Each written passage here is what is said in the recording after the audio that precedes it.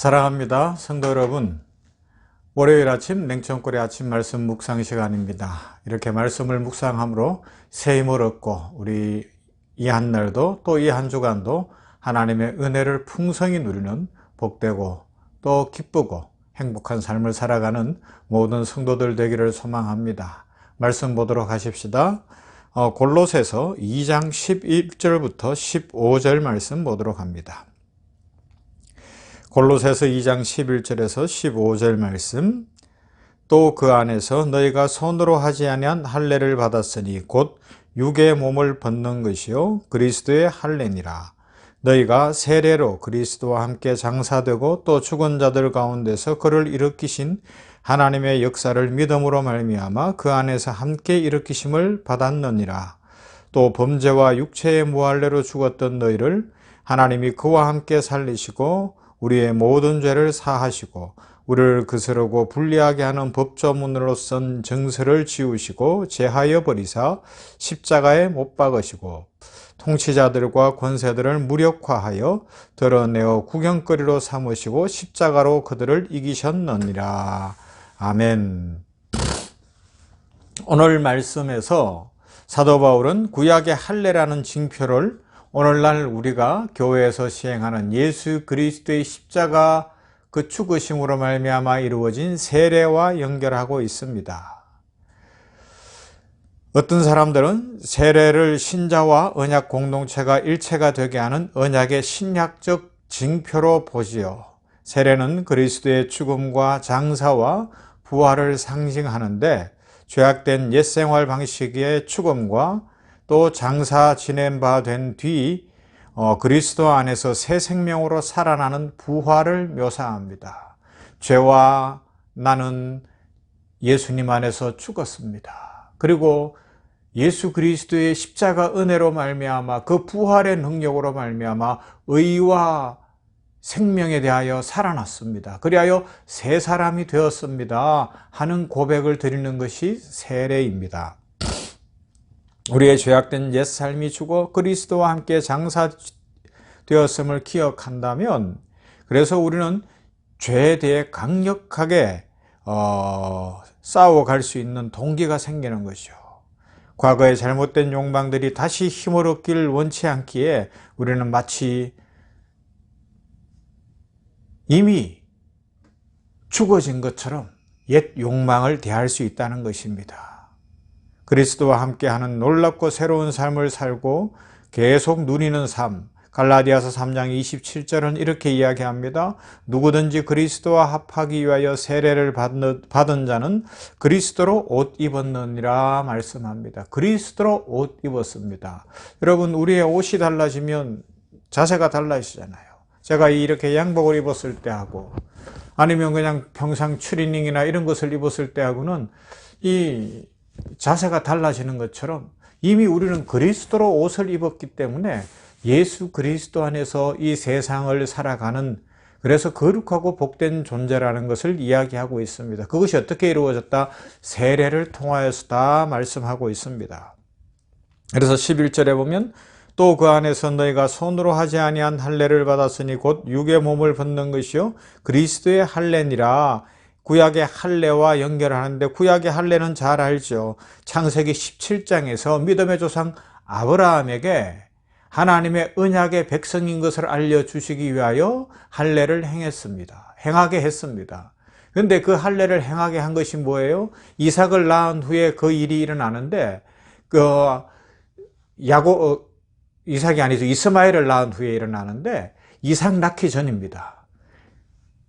아브라함 나이가 99세가 될 때에, 사라의 나이가 89세가 될 때에 하나님께서는 이 할례라는 언약을 제시해 주시는 거예요. 이것이 뭐예요? 몸에다가 그렇게 어떤 표징을 남겨라 하는 목적보다도 사람의 힘으로 하지 아니하는 하나님의 은혜를 알려주시는 거죠. 남자의 포피를 베는 것을 통하여서 99세의 자녀를 낳을 수 없으나 하나님이 이미 잘랐기 때문에 능력이 없으나 하나님이 역사하신다라는 것을 알려주시며 새 생명이 무엇인지를 알려주신 겁니다. 그것처럼 우리는 세례를 통하여 죽었습니다를 고백하는 거예요. 죽은 자가 무슨 힘이 있어요? 죽은 자가 무슨 말을 하겠어요? 그러나 예수님 안에서 다시 살았습니다를 고백하는 것입니다. 그리스도의 죽으심으로 말미암아 이 할례의 의식은 더 이상 필요치 않게 되었습니다. 그래서 우리의 몸의 할례를 하는 것이 아니라 우리의 마음의 할례를 받는 것이고요. 이런 영적 수술을 통해서 우리를 악한 욕망으로부터 자유하게 하시고 옛 본성, 옛 사람을 제거하셔서 우리에게 새 본성, 새 사람을 주신 것입니다.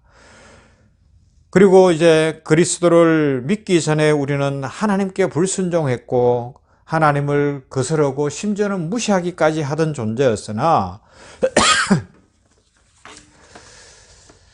이제는 모든 그리스도인들은 새 본성을 가졌음을 오늘 12절, 13절, 14절에서 알려주고 있습니다. 하나님은 반역하는 옛 본성을 십자가에 못 박으시고 로마서 6장 6절은 이렇게 말씀하죠. 우리가 알거니와 우리의 옛사람이 예수와 함께 십자가에 못 박힌 것은 죄의 몸이 죽어 다시는 우리가 죄에게 종노릇하지 아니하게 하려 함이니. 그리고 사랑하는 주 예수 그리스도의 본성으로 대체해 주셨습니다. 그리스도 예수께서 십자가에 죽으셨을 때에 죄에 대한 형벌, 죽음이 제거되었습니다. 그리스도가 십자가에서 하신 일을 믿으면 하나님은 우리가 무죄라고 선언하시고 우리가 더 이상 죄의 권세 아래 살면서 죄의 강요에 굴복하지 않아도 된다고 말씀하고 있습니다. 그러나 하나님은 우리를 세상 밖으로 데려가시거나 로봇처럼 살게 하시지는 않았습니다.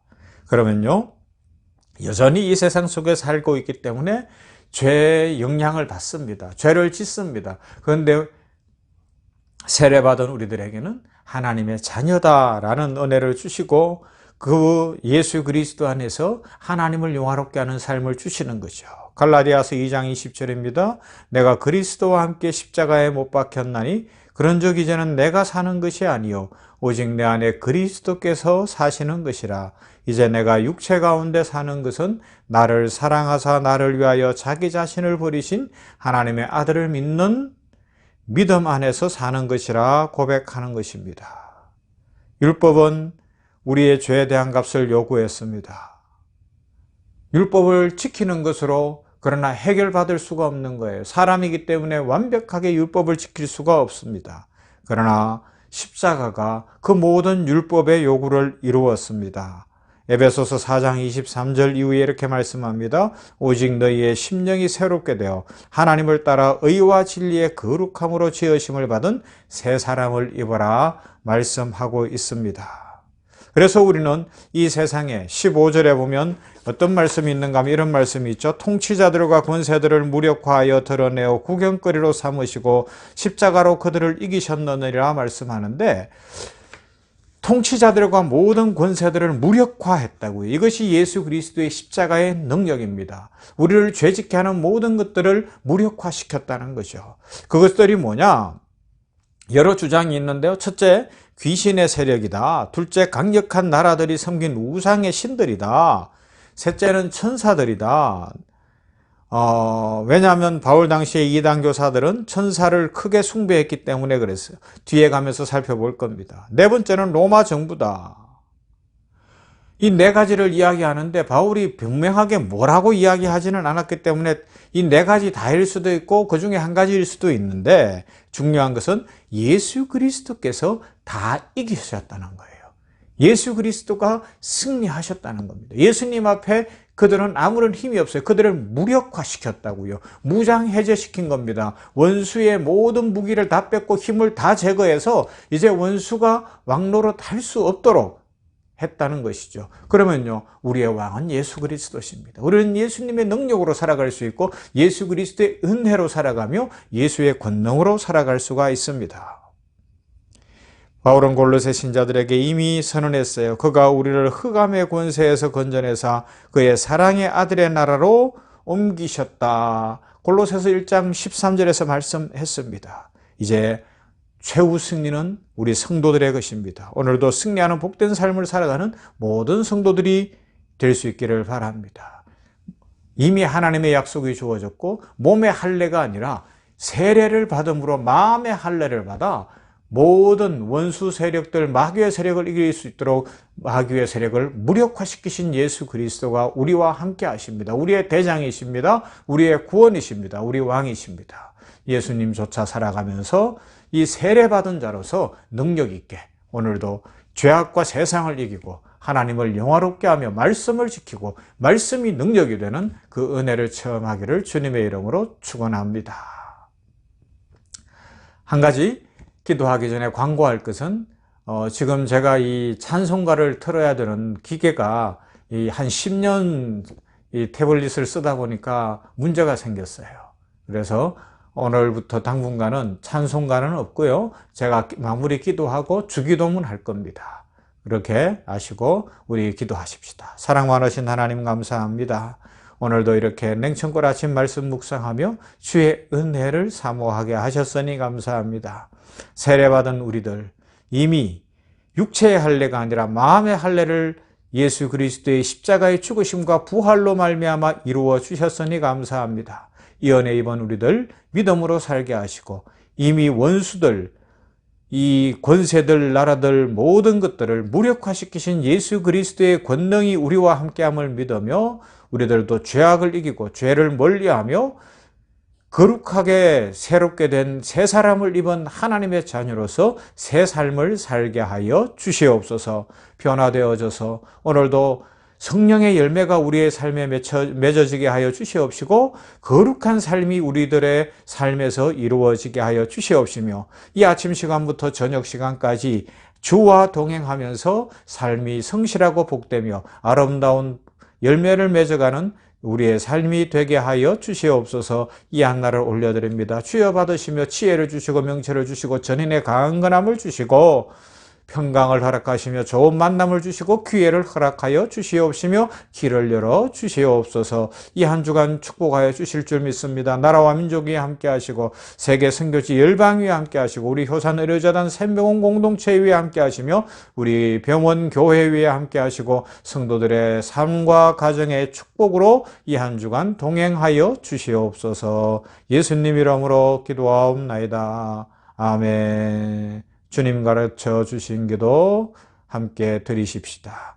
하늘에 계신 우리 아버지여, 이름이 거룩히 여김을 받으시오며 나라의 임하옵시며 뜻이 하늘에서 이룬 것 같이 땅에서도 이루어지이다. 오늘날 우리에게 일용할 양식을 주옵시고 우리가 우리에게 죄 지은 자를 사하여 준 것 같이 우리 죄를 사하여 주옵시고 우리를 시험에 들게 하지 마옵시고 다만 악에서 구하옵소서. 나라와 권세와 영광이 아버지께 영원히 있사옵나이다. 아멘.